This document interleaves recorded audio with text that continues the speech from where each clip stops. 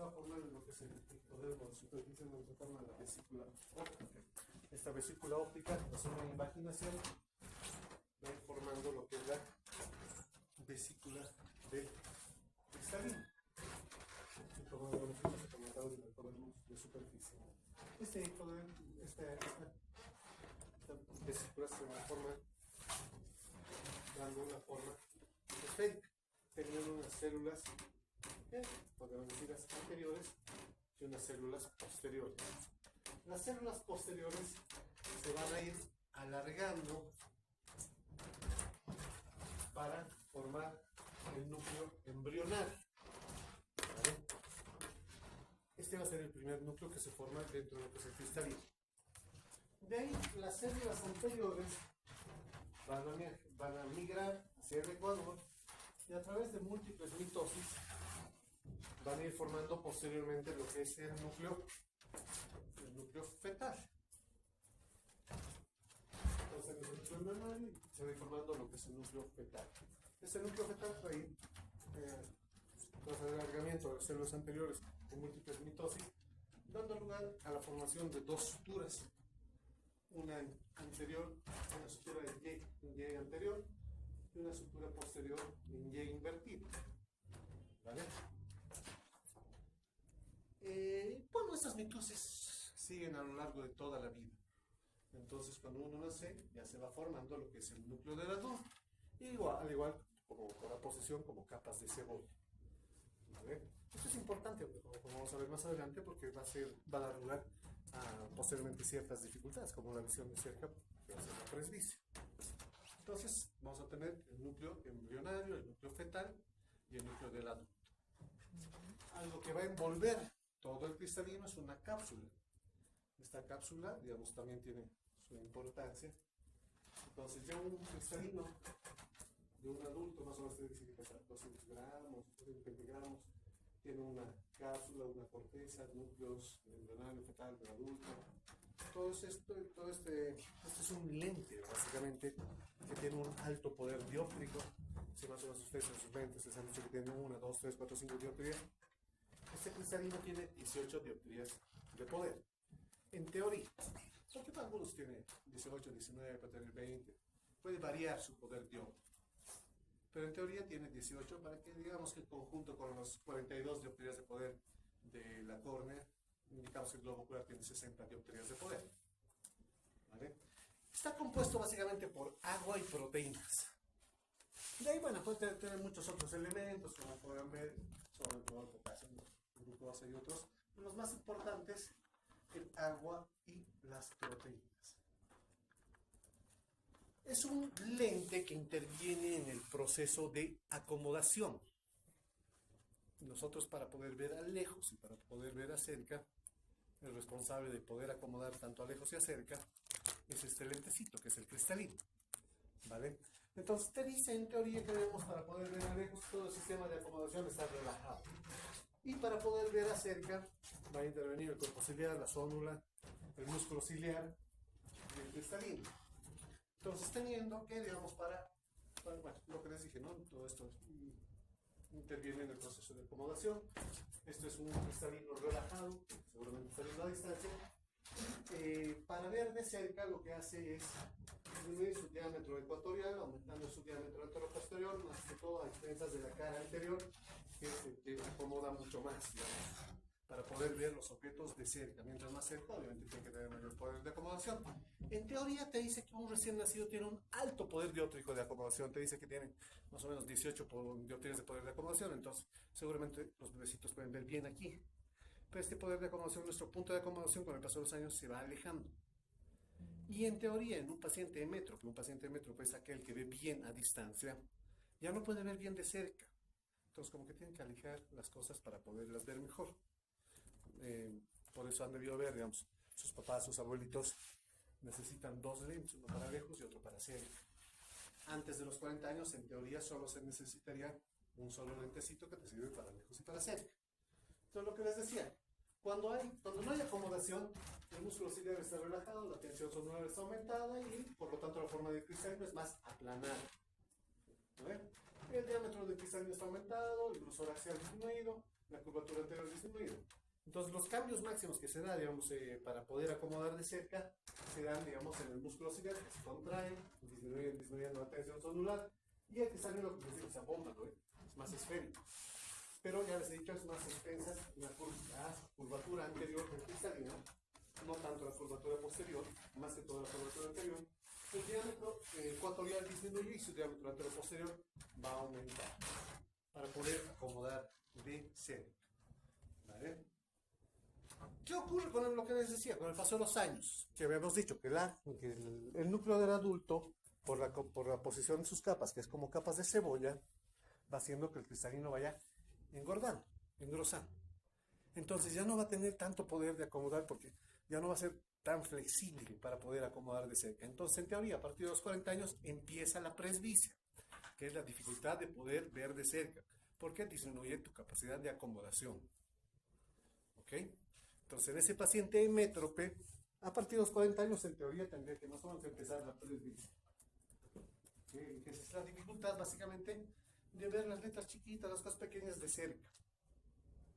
Entonces el paciente te dirá, no veo el celular, tengo que agrandar la imagen, ya me duele la cabeza porque estás haciendo un cierto esfuerzo para poder acomodar, para poder ver eso que no está viendo, o tengo que alejar las cosas para poderlas ver mejor. Y bueno, básicamente eso traduce la sintomatología, digamos, del paciente que tiene la presbicia, digamos, ¿no? Tiene que alejar las cosas para poderlas ver mejor, va a tener dolor de cabeza, cefalea, generalmente frontal, porque los músculos tratan de acomodar, entonces es como si estuviera haciendo esfuerzo, entonces va a cefalea, dificultad de visión cerca, todo lo que presenta, digamos, este paciente, digamos, cuando está empezando el problema, y mucho más, digamos, cuando a mayor edad, el cristalino va a sufrir mayor la posición de sus capas, y por lo tanto va aumentando la dificultad con el paso del tiempo. En teoría, más o menos esto que se estabiliza a los 80, 85 años, pero bueno,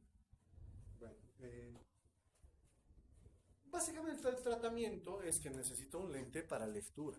Si necesita un lente para lejos, también va a necesitar un lente para lectura. Se van a necesitar dos lentes.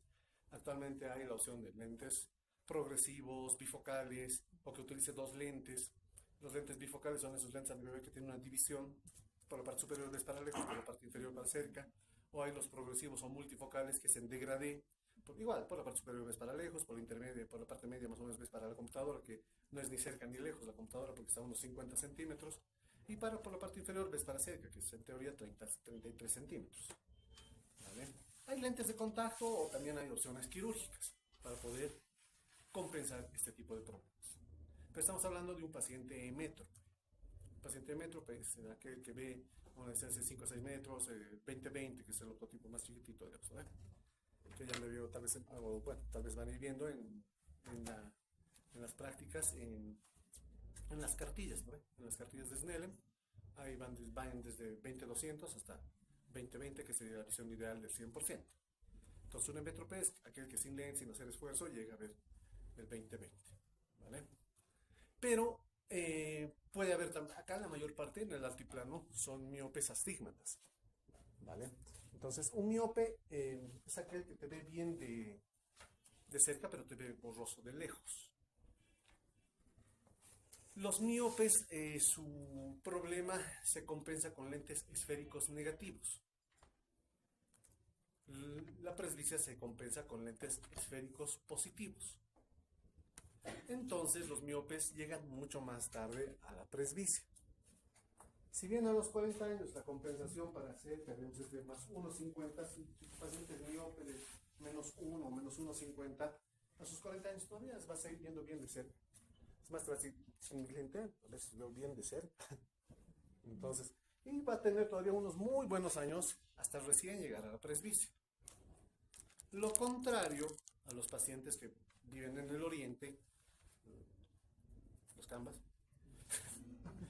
que la mayor parte son hipermétropes.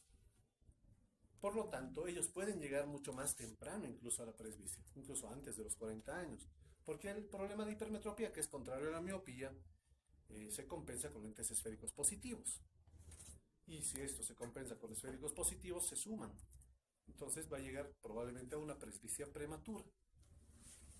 ¿Vale?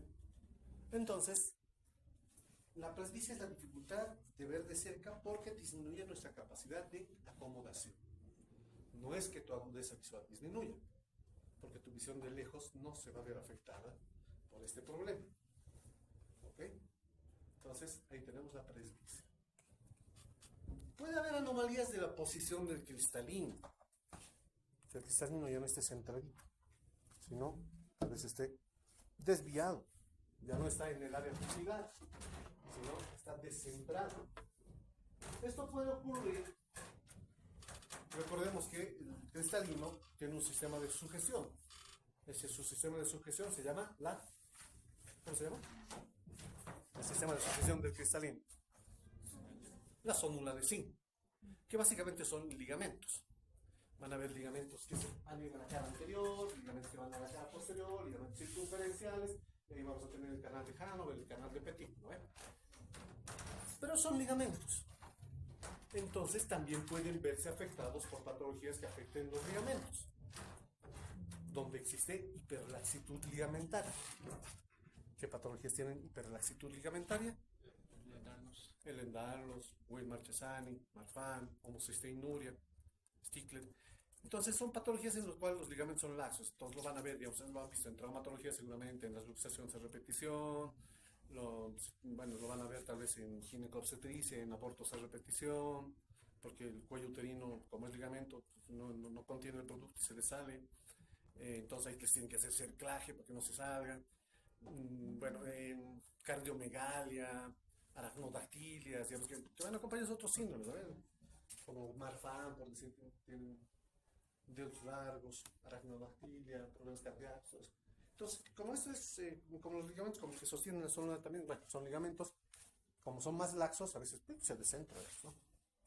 Entonces, el paciente que va a tener, digamos, este problema, pero va a tener su zónula intacta, va a tener dos cosas. Uno, diplopia monocular, se llama, ves doble con un ojo. Normalmente les digo a los que tienen lentes, cierren un ojito, bajen su lente y vean como que viendo a través del lente y por encima del lente al mismo tiempo, van a ver doble imagen. Su lente bájenlo hasta ver por encima y a través del lente. Entonces ahí con un ojito van a ver doble imagen. Esa es una diplopia monocular. ¿Vale? Entonces vamos a tener diplopia monocular y también como el ligamento es laxo, el cristalino está como que medio flojo, si le hace mirar al paciente arriba, abajo y de frente, va a quedar como que temblando el cristalino, porque el ligamento es laxo.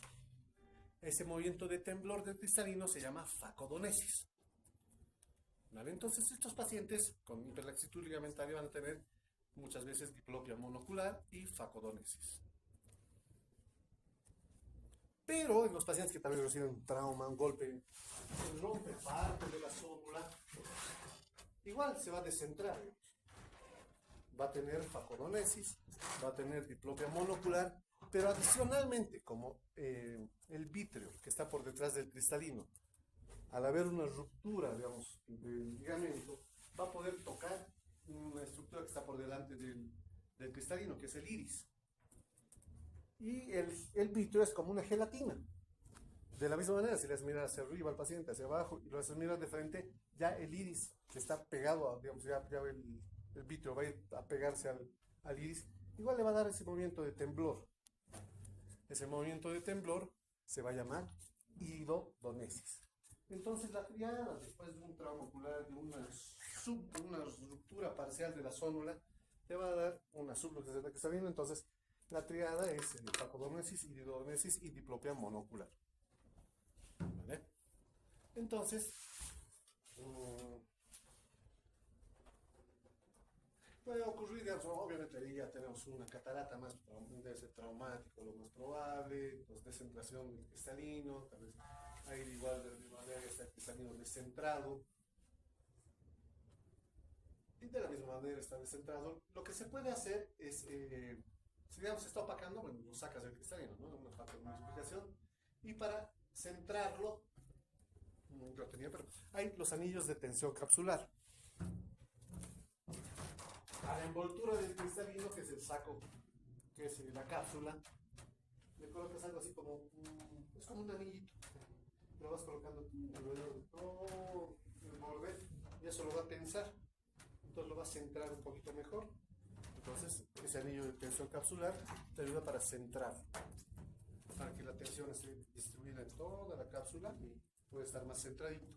Obviamente, si ese ha sido traumático y hay catarata, como vamos a ver más adelante, en la catarata el tratamiento es retirar el cristalino y colocar un lente intraocular, que puede ser una extracción extracapsular o una facoemulsificación. Actualmente hacemos más facoemulsificación. Entonces, el tratamiento es quirúrgico. Ya cuando se rompe toda la zónula, el cristalino puede irse hacia atrás, a cámara posterior, sería el vitrio, ¿no? El vitrio se cae un ratito. O puede usarse también a cámara anterior. O alguna vez yo he visto que se rompe, digamos, la esclera y se va a ocupar debajo de lo que es la conjuntiva.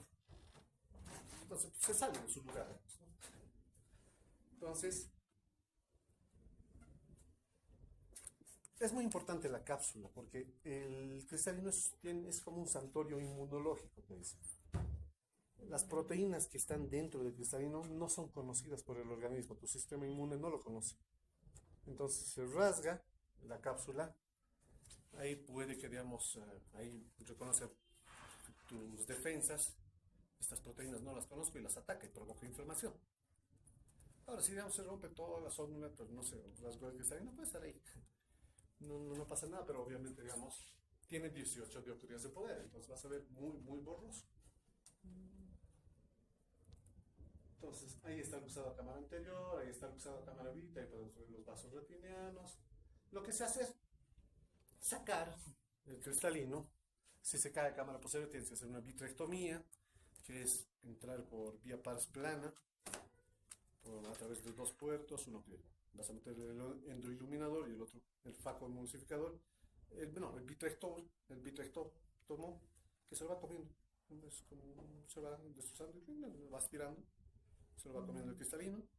Bueno, el vitrio primero, porque tienes que llegar hasta el cristalino y luego te comes el cristalino, lo sacas, o si se va a cámara anterior, pues hacer una incisión, sacas el cristalino, o de la misma manera, pues deshacer a través de ultrasonido con un facoemulsificador. Y obviamente para suplir el poder de ese lente, tienes que colocarle otro lente. Como ya no hay que lo sujete, porque la cápsula también se ha roto, se ha salido, se puede colocar estos lentecitos que se llaman lentes Artisan. Esto se coloca en cámara anterior. Aquí tiene el poder dióptrico, en la parte central. Y tiene como unos cangrejitos que vas a hacerlo morder al iris para sujetarse. ¿Vale? Entonces ahí vas a sujetarlos y puedes morder. Pero estás tapando el lugar por donde tiene que pasar el flujo de lo que es el humor acuoso. El humor acuoso se produce en los procesos ciliares, baña la cámara posterior y tiene que pasar a través de la pupila para bañar la cámara anterior y reabsorber a través de sus dos vías, la convencional y la no convencional, la malla trabecular o la vía escleral. Entonces, si lo estás tapando ese huequito por donde tiene que pasar el humor acuoso, tienes que hacer otro huequito. Entonces haces una iridectomía o una iridotomía, si lo cortas con tijera, iridotomía, si lo haces con láser, iridectomía, para que el humor acuoso tenga por dónde pasar y que siga su flujo normal. Porque si no, si le colocas esto nomás y no haces nada más, te va a dar un glaucoma por bloqueo pupilar. Entonces colocas lentecitos en cámara anterior, que son los lentes Artisan, para suplir el poder del lente que les hago. ¿Vale? Anomalías de transparencia, lo que ya hemos visto, ¿no? ¿Cómo se llama la opacificación del cristalino? Se llama catarata. ¿Ya? Mucha gente tal vez te va a decir, no, tengo catarata, pero lo que en realidad tienen muchas veces es terigio. Eso no es catarata. ¿Ya? Eso es un terigio. Un terigio es una proliferación fibrovascular de la conjuntiva, que obviamente puede llegar a tapar visión, pero esto es de superficie. En cambio, lo que es un problema interno, por la opacificación de lo que es el cristalino. Entonces, la opacificación del cristalino lo vamos a denominar catarata. Y cuando empieza el problema, cuando empieza a opacarse el cristalino, el paciente puede sentir como un fenómeno de encandilamiento, que es conocido como glare. Porque la luz, a través del paso de esa opacificación, como que se enlentece el paso de la luz y por el otro lado, que está pasando normal, algo así como que se descompone la luz y lo encandila al paciente, le molesta. Si va avanzando, el paciente te va a decir, estoy viendo, me ha bajado la visión, te va a decir, ¿no? Estoy viendo como si estuviera viendo a través de nubes, como si estuviera viendo a través de una nieblina, como si estuviera viendo a través de un vidrio sucio, como si estuviera viendo a través, está empañado, así como si estuviera empañando la visión, te refiere el paciente. Y de ahí obviamente si va avanzando poco a poco más, se va a ir opacando completamente y te llega a tapar completamente la visión. Es una catarata total, digamos, ¿no? Entonces inicialmente, digamos, lo que estabas viendo bien, empiezas a ver medio borrosa, cada vez más oscuro, como que va disminuyendo tu visión. Eso es lo que les digo, el fenómeno de encandilamiento, el glare, porque digamos, un lugar puede estar opaco y los otros no, entonces como que sufre un proceso de difracción de luz y se ve medio borroso. Las cataratas pueden darse a cualquier edad. Puede nacer un bebé con catarata. Hay diferentes tipos de catarata congénita. Hay nucleares, hay pulvurulentas, hay totales. Bueno, en este caso es una nuclear, ¿no? Porque como podrán ver es en la parte central. De la misma manera, una catarata nuclear. El núcleo está. Pueden ser nucleares, corticales, subcapsulares posteriores. Hay las metabólicas. Hay en los recientes las cataratas en las suturas. Pueden ser en la anterior o en la posterior. También las cataratas pueden ser metabólicas. Como ocurre, lo más frecuente es la diabetes, que cada vez se torna más frecuente, ¿no? Por nuestros hábitos de vida, más sedentarismo, la comida, como ya no paramos en la casa, comida atacada, entonces ya no hacemos ejercicio porque tenemos que estudiar para todas las materias que tenemos. Entonces, poco a poco por esta vida que estamos llevando, más sedentarismo, entonces tienes más tendencia a problemas de dislipidemias, diabetes y otros, ¿no? Síndrome metabólico, ¿no? Pero, ¿qué ocurre, digamos? O sea, en la diabetes lo que sucede es que, digamos, normalmente tenemos que utilizar la glucosa para la glucólisis y nos da energía, ¿no? Pero cuando hay exceso de glucosa, se activan otras vías, como es la vía de las pentosas fosfato. Y en la vía de las pentosas fosfato, como su último desecho, podríamos decirlo, es el sorbitol. El sorbitol es un agente osmóticamente activo. Entonces, cuando tu glicemia está muy alta, empieza a activarse esto y dentro del cristalino, este agente osmóticamente activo el sorbitol hace que jale agua dentro del cristalino y el cristalino se hincha. Entonces, lo primero que te van a referir tus pacientes es que estaba viendo bien con mi lentecito, pero ha cambiado, mírame otro lente. O te va, doctor, no estoy viendo bien. O sea, mi visión ha empeorado. Pues que obviamente al hinchar el cristalino, cambia su poder.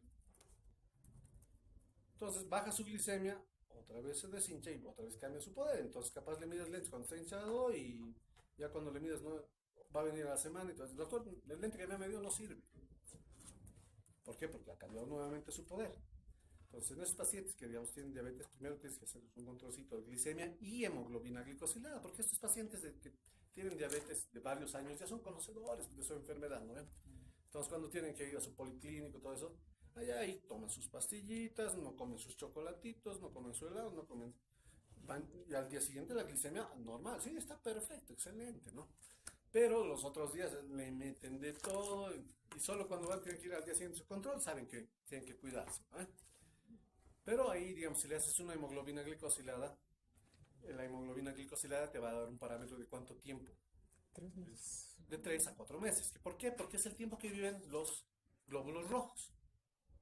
Es la hemoglobina que se pega a los eritrocitos, ¿no? Entonces, si haces, digamos, un cruce de variables, vas a ver si tu paciente realmente se está mintiendo a él porque el daño no te está haciendo a ti, pero ya tienes que decidirlo. O sea, bueno, mire, esto está ocurriendo. Su glicemia es normal, pero su hemoglobina por los cielos, digamos. Entonces, porque al final el que se miente es el paciente, ¿no? Porque quien se va, poco a poco le van a ir amputando los dedos, qué sé yo, porque afecta a toda la microvasculatura, va a tener problemas renales, va a tener problemas de todo el organismo porque la microvasculatura se va dañando, es el paciente. Tienes que hacerle entrar en conciencia porque tú eres su médico. Pero bueno, esto ocurre, digamos, poco a poco se hincha, se deshincha y tanto hincharse y deshincharse las proteínas que tenían que estar bien alineaditas van perdiendo ese orden y se va opacando. ¿Vale? Entonces, las cataratas metabólicas. Al principio detectar las metabólicas es un poquito más difícil como médico general porque generalmente son subcapsulares posteriores. Como están en la parte posterior del cristalino, no se nota tan fácilmente a simple vista. Tienes que verlo bajo lámpara de Andy. Que evidentemente así va avanzando, se hace una catarata total, que obviamente ahí cualquiera le va a ver con su linterna, van a ver leucocoria. Entonces, fácil de diagnosticar, o sea, ya cuando ya está total, ¿no? Esta, digamos, es una catarata congénita. ¿Dónde se ubicaría? Suturas. Ya, es en sutura. Entonces, ¿en qué núcleo?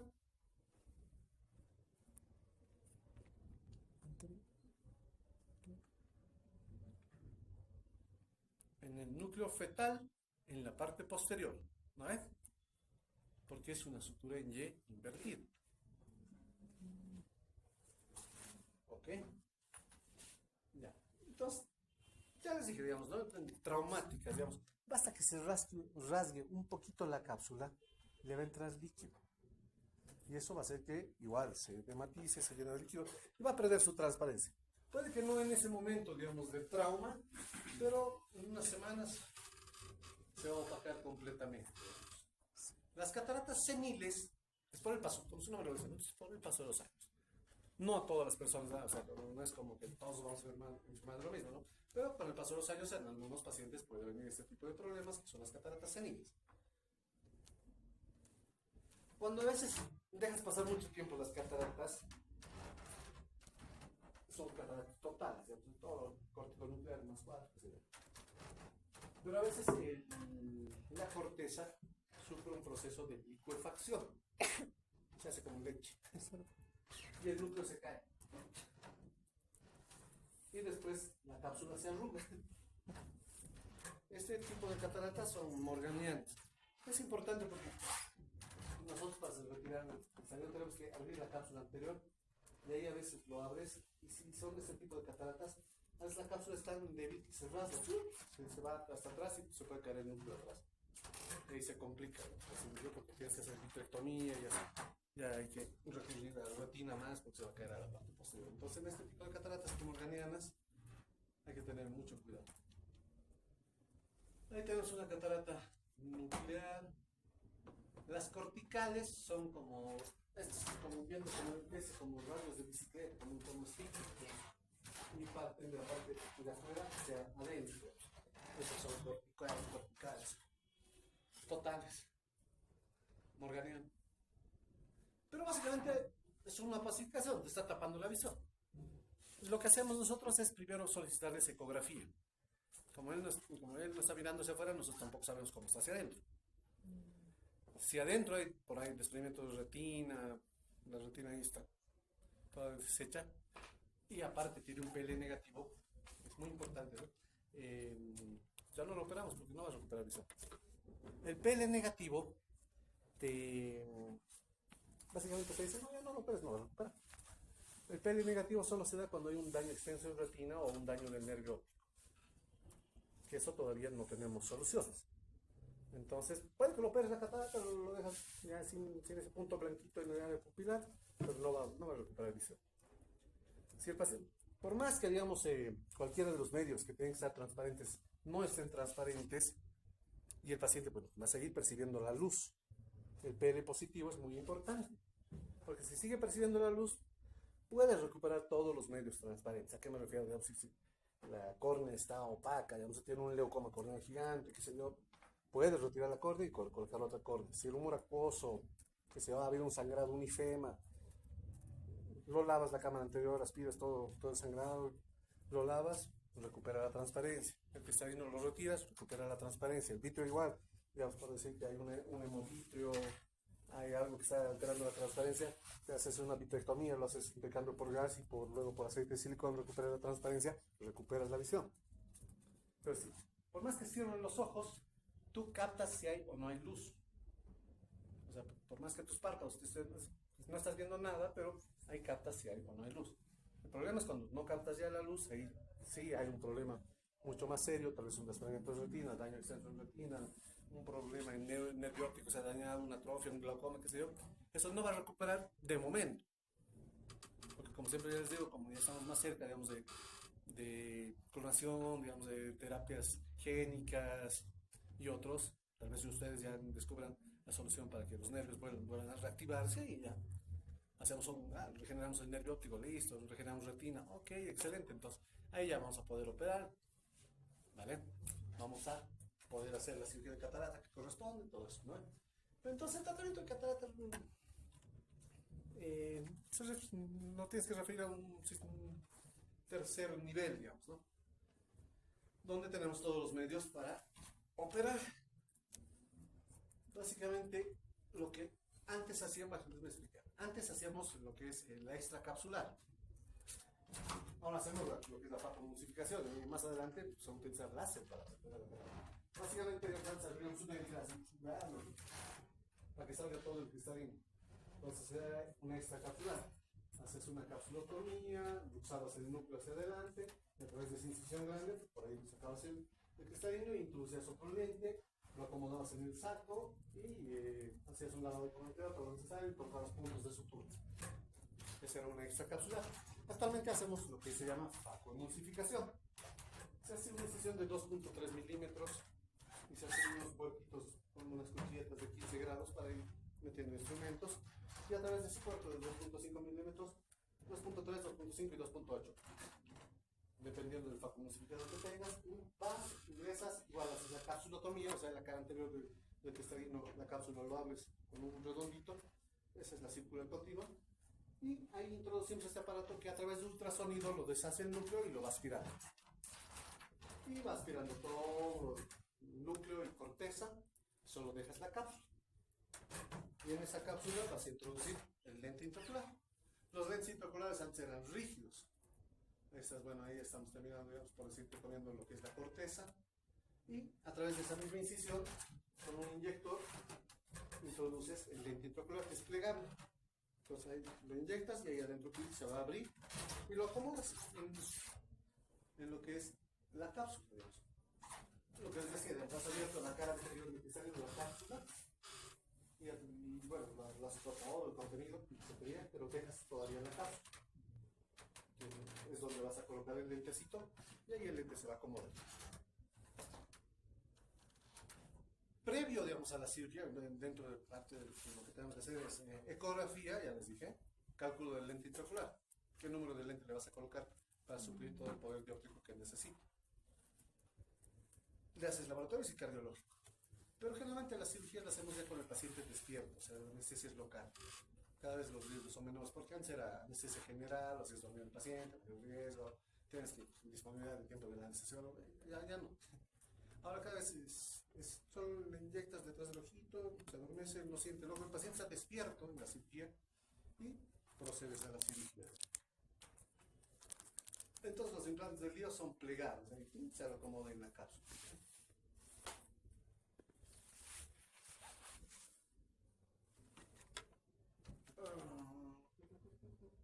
Ya.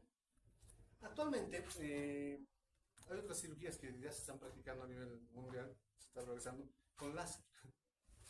El láser le hace la capsulotomía, le hace un redondito perfecto y lo divide el núcleo así, como si corte, lo deshace.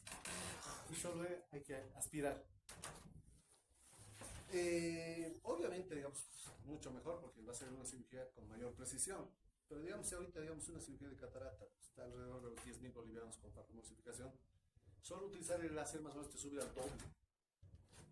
Entonces, todavía es muy costoso. Solo es lo mismo, básicamente, digamos, ¿no? Todos los pasos que haces manual, te lo haría el láser, hasta el momento que tienes que aspirar y colocar el hielo. Porque, digamos, tú haces el cortecito en córnea, que eso lo haría el láser, mientras haces la capsulotomía, que eso igual lo hace el láser, lo deshace el núcleo, que por parte igual lo deshace, y posteriormente solo se lo aspira y se coloca el lente. Entonces estos tres pasos, digamos, lo haría el láser, que es un femtosegundo. Lo hace con mayor precisión, pero mucho más costoso. El problema son los costos, ¿no? todavía en un país como el nuestro, digamos, el tercer mundo todavía es difícil. Pero se puede pero no solo el femtosegundo vale con $1.000.000, entonces. Igual, para que digamos, si quisiéramos tener, es muy caro. Y bueno, como toda cirugía, pues, puede haber complicaciones. Desde que se rompa la cápsula, el núcleo se queda atrás, desde la vitrectomía, puede darles glaucoma, puede ocurrir que en la cirugía se desprenda la retina, puede infectarse. Antes se operaba los dos ojos a la par, listo, le hicieron los dos ojos. Hasta que en otros hospitales ha habido, digamos, contaminación. Imagínate los dos ojos con endoftalmitis, a veces perdían la visión por una endoftalmitis, pues ahora se opera uno, recupera bien y después el otro. ¿Vale? Imagínate los dos ojos, te quedaste ciego, digamos, ¿no? Por una complicación, por una contaminación en quirófano, por decirte, ¿no? Entonces, ahora se opera un ojo, después el otro ojo. Más que todo por eso, pues se podría operar los dos a la vez, no hay mucho problema, pero hay mayor riesgo, ¿no? De que se haya contaminado y pierdes los dos. Otra de las complicaciones frecuentes es que la envoltura del cristalino a veces también se opaca. Entonces, ahí digamos, lo que hace la catarata y saca su lentecito y esta partecita se opaca. La cápsula posterior se opaca, porque no has dejado todavía. Entonces, el paciente nota nuevamente que se está un poquito empañando la visión. Ahí lo que hacemos es con láser abrirle un huequito. Eso se llama capsulotomía posterior. Eso se hace con un láser que se llama jack láser. ¿Vale? Ahí está. Se ha opacado la cápsula posterior. Ahí está el lentecito todo bonito, pero se ha opacado la cápsula posterior y le hace un hueco con disparos de láser.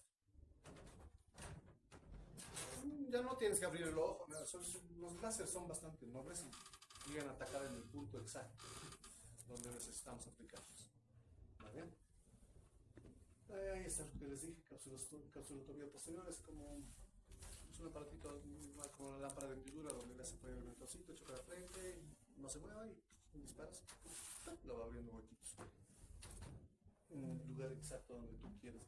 Esto es lo que se ve, ¿no? Lo que nosotros vemos es como dos puntitos, entonces lo que tú tienes que hacer es unir esos dos puntitos y ahí va a estar el láser. Solo es adelantar, retroceder y disparas. Es divertido. Es como los jueguitos de Atari, ¿no? Dispara, listo, ya. Las infecciones, los desprendimientos de retina, glaucoma son complicaciones que puede ocurrir en todo tipo de cirugía. Toda cirugía tiene complicaciones. Básicamente hay un dicho, ¿no? El que lava vasos rompe vasos. O sea, si tú no tienes complicaciones es porque no operas. Si te dicen, no, yo nunca he tenido complicaciones, sí, porque tienes una cirugía. Pero bueno, así es. Bueno, gracias por su atención. ¿Alguna pregunta que tengan?